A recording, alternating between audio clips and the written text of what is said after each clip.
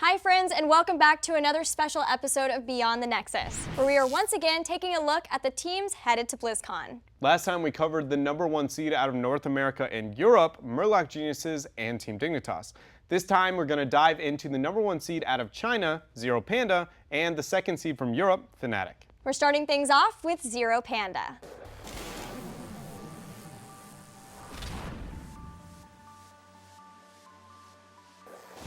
Although this might be the first time you're hearing the name Zero Panda, it's actually an organization that has been in the hero scene since late last year.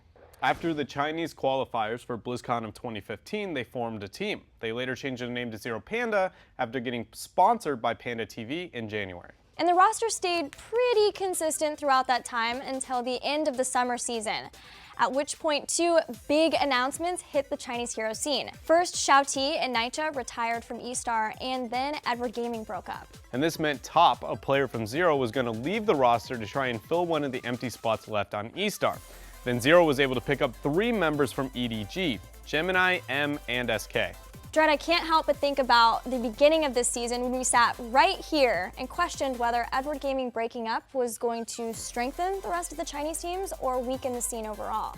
I mean, for Zero, it's obviously worked out really great. They've qualified for the first global championship ever. They beat eStar for the first time ever. Everything seems to be going awesome. But for the rest of the Chinese scene, it feels like the game quality has kind of deteriorated a little bit. We'll have to see how China performs at BlizzCon. Well, let's talk about the Zero players who are headed to BlizzCon. China has long been known for its innovation, whether it works or not, in heroes and especially in talents. And this is still true for Zero. They have 3 players that can draft craziness, and then we also have 2 that are going to be their anchors. Those are Gemini and Six. Six fills the main warrior role. And with that, he's only played 3 characters throughout the Chinese Gold League: Murden, ETC, and Johanna. And Gemini is the same way. He played only Rhaegar, Kharazim, and Uther for the entirety of Gold League. The consistency these 2 players bring to the team means playstyle stays somewhat familiar despite whatever else they want to draft. Yeah, and their drafts can get pretty crazy sometimes.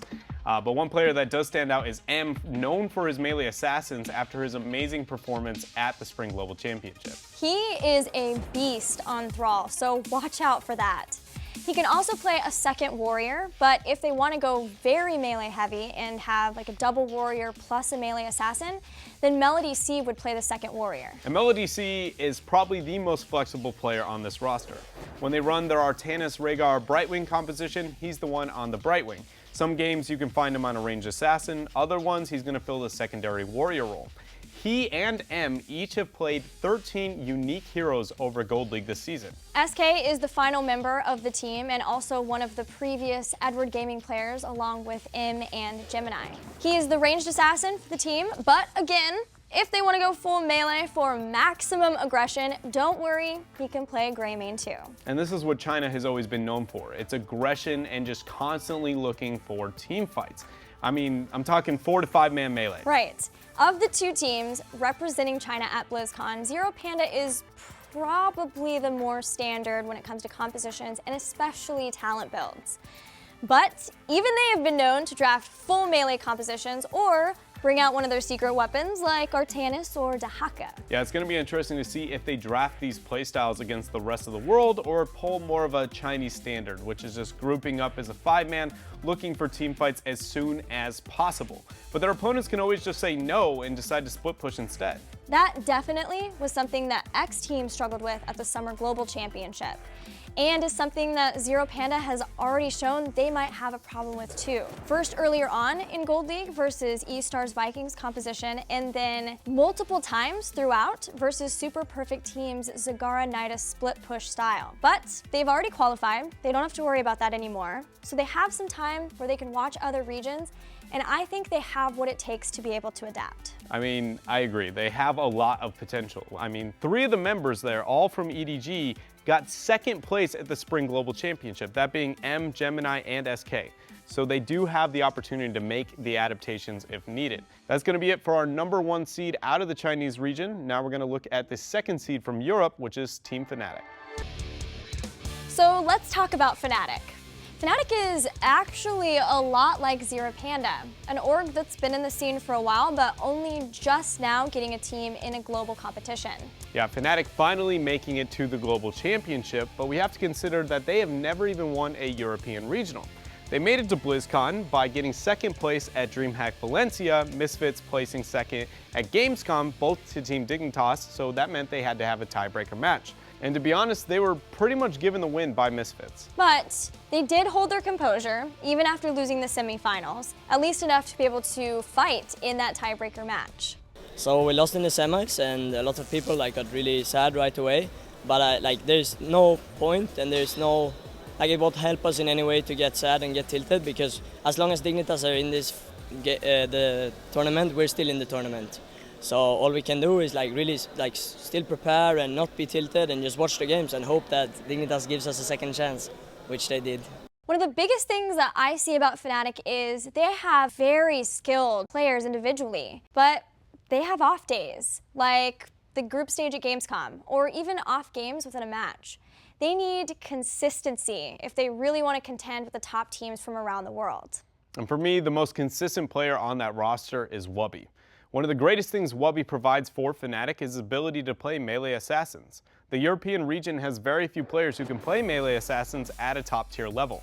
And this is exactly what Fnatic needs if they're going to stand a chance at the global stage. And by adding Wobby to the team, it made the entire roster Swedish, which goes a long way for their communication. Up in the front line with Wobby is Breeze. He's one of the youngest professional Heroes of the Storm players and also the longest standing Fnatic member.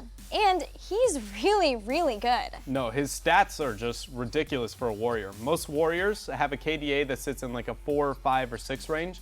His is 9. Now to cross compare this to some of the other players that you might know, like MVP Sake, an absolute all-star player, he had a KDA of 10. The fact that Breeze has 9 on a warrior is just unheard of. Another cool statistic for Fnatic is Quacknix's Lunara. He has yet to lose in a major when he's played that hero across both the summer and fall seasons. In the past, he has been criticized for having a smaller hero pool, but has proved recently that he's working to remedy that. And the heroes he plays, he carries on. And I think much like his hero pool, his shot calling has seen major adjustments as well. In the past, he's shown that he can kind of panic when it comes to late game decision making, but recently he has seemed much more controlled. But with this being his first time at the international stage, we'll have to see if it hinders his leadership role. One of the more decorated Fnatic players is Schwimpy. He's been known for playing heroes that go in and out of the meta like Tyrande or Zagara, and showcased amazing Sylvanas play at Gamescom. The wild card of Fnatic can single-handedly win them games, but also has times where you can tell he's off his game. For Fnatic to really make a name for themselves at BlizzCon, Schwimpy's gotta be on point. And to round out Fnatic, you have Smexy on the support role, the man who never loses a staring contest no matter how good the camera is. He used to be considered probably the weakest link on the entire roster until his performance at DreamHack Valencia. Then people were asking, is he just the best support in all of Europe? We saw this as well from people like Splendor after his performance at DreamHack Tour. Well, that's all the Fnatic boys. Besides having best hair EU, anything you think our viewers should know about Fnatic? I think the coolest thing about Fnatic is it feels like they've really revamped the European approach to Tomb of the Spider Queen. There was a similar playstyle way back in the day at IEM Katowice, but currently the core of their composition is Lunara, a Leoric, and then a solo support Tassadar. The idea of the composition is you just wave clear and dominate with the map objective so hard that you get a talent tier over your opponents.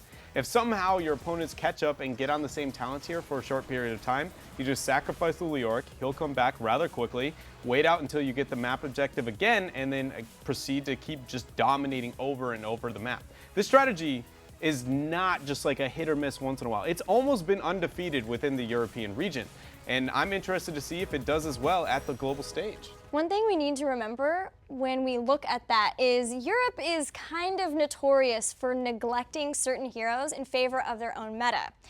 Take, for example, Zul. Pretty good on Tomb, but only played by one of the 8 teams at Gamescom.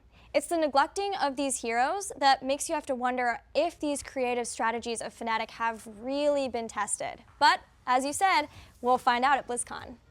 But that's going to be it for our look at Zero Panda and Fnatic. Soon we'll be covering the number 2 seed out of China, Super Perfect Team, and the number 2 seed out of North America, which will be the winner of PAX. Speaking of PAX, we're there commentating right now, so if you're in the area, make sure to come watch the games and say hello.